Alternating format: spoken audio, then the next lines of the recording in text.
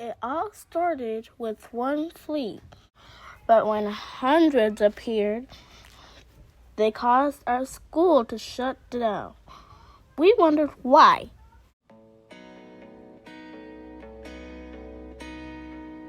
At first they blamed the raccoons, then the chickens, and then the homeless cats. We had always been having those animals around us, so we knew it was something else. About a month later, we went out to the soccer field to run laps, and that's when a giant teenager bald eagle was in the middle of the field trying to capture a football. We think he thought it was a really fat gopher. With all our voices, he got scared of and flew over us like a god. Lucky for us, we had a field trip to the march the next week, and there were two bird experts, Mr. Clay and Mr. Phil from the Audubon Society, and they told us there was a lot of bald eagles a long time ago. They said that birds are an important sign, that if you have a healthy environment, there will be lots of birds and there will be different kinds also. Our neighborhood has a lot of crows, but we wanted to see more kinds of birds, like the bald eagle and the ones that we seen at the march. We thought about how we could start bringing more of them back. And while we were thinking about this, we found out that the reason there have been so many fleas was because of global warming. Maybe the fleas bit us to warn us there was something wrong with our environment. Like there was no cold snap last year to kill off their little eggs, so they went crazy. Then Matthew remembered that our school has a tradition of planting trees in the neighborhood for the past several years. And this year we wanted to plant even more trees. We know that our trees will bring us shade and that shade cools down the air. Cooler air would keep the fleas from going crazy again. So we brainstormed on what we could do to get the trees planted in our neighborhoods and bring back the birds. Ms. Dana said we would have to branch out and include as many people as we could. And we knew we would have to be experts like Mr. Clay if we wanted people to listen to us. So we learned lots of information about trees and local birds that we thought our neighbors would want flying around in their homes. So we could convince them to plant a tree like an Anna's hummingbird can take spider webs from your backyard and use them to make a nest. And a mourning dove is known as the vacuum cleaner of the bird world. A bald eagle eats rats and mice which carry diseases and fleas, so they will help us all stay healthy. And trees filter our air and make oxygen. We researched and wrote essays about trees and local birds so we could organize and remember the information. We also wrote a poem together. Here's a little bit of it. Imagine looking out your window and seeing beautiful birds with bright colored feathers. The air feels fresh and soft like just washed clothes. When the moon is full, you can hear the mockingbird singing from his heart.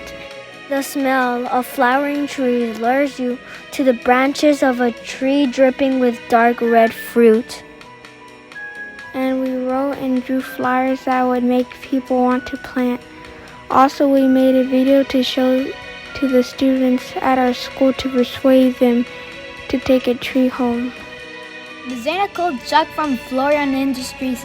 They were the guys who made these cool hand-art sculptures for us last year to honor the essential workers. She asked him if they could work with us again. He said yes. Lauren used their water jet machine to cut out 200 bird silhouettes that we got to paint. Then Miss Anna had to find someone to weld the rods to the back of the bird. She asked everyone. Finally, we found Hugo. He came from OUSD Buildings and Grounds. Yeah, I grew up in Oakland, and I came through the school system. When I saw the video, I realized that that's what I'm supposed to be doing, helping the kids. And it kind of brought me back, when I was young, knowing that we didn't get a lot of stuff here.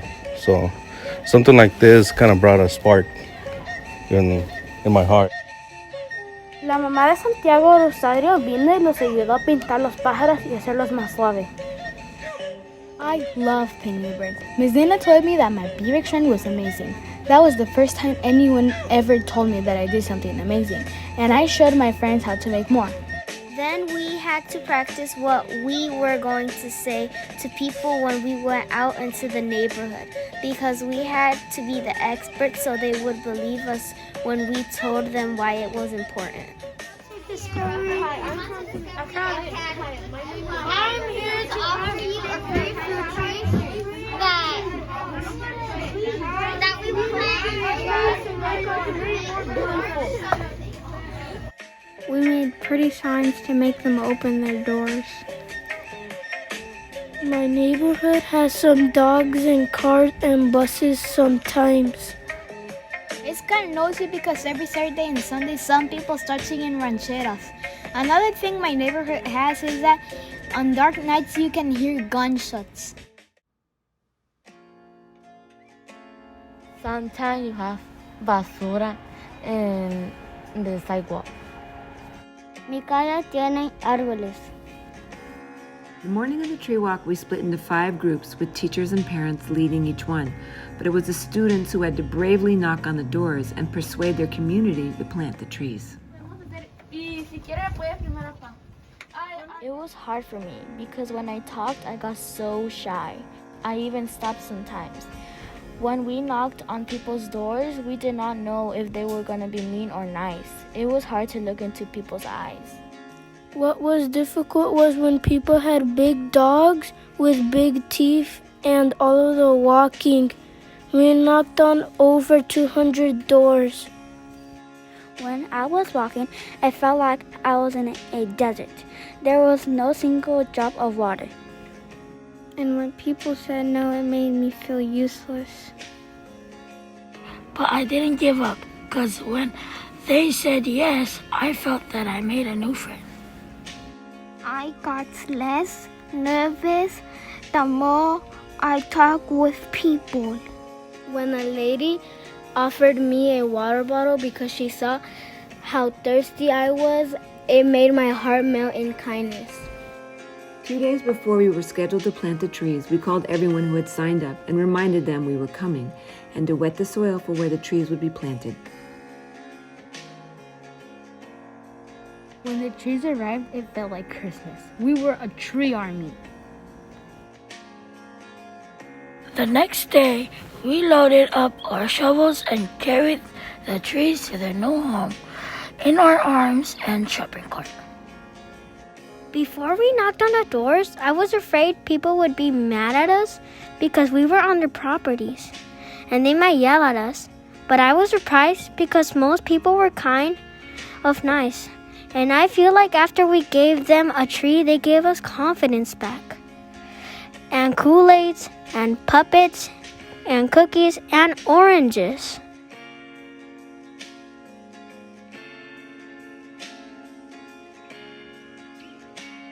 When I walk by one of the birds we painted, it's going to make my heart pound so fast.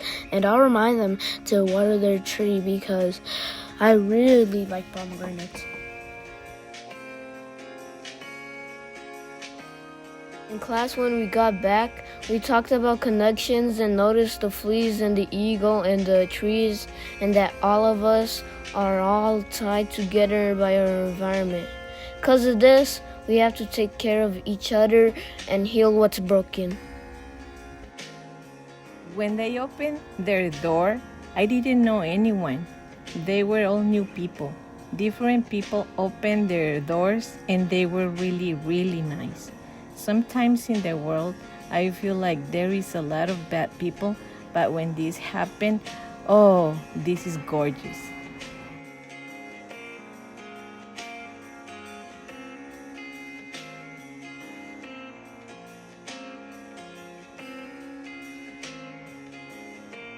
I feel like now my neighborhood knows me.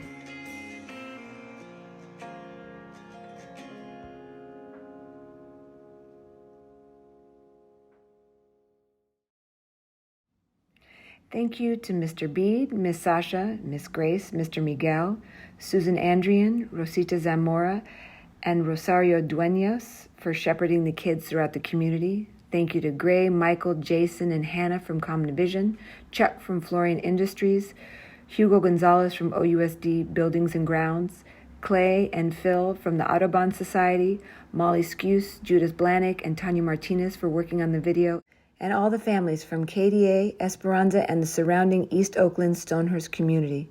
We are grateful you opened your doors.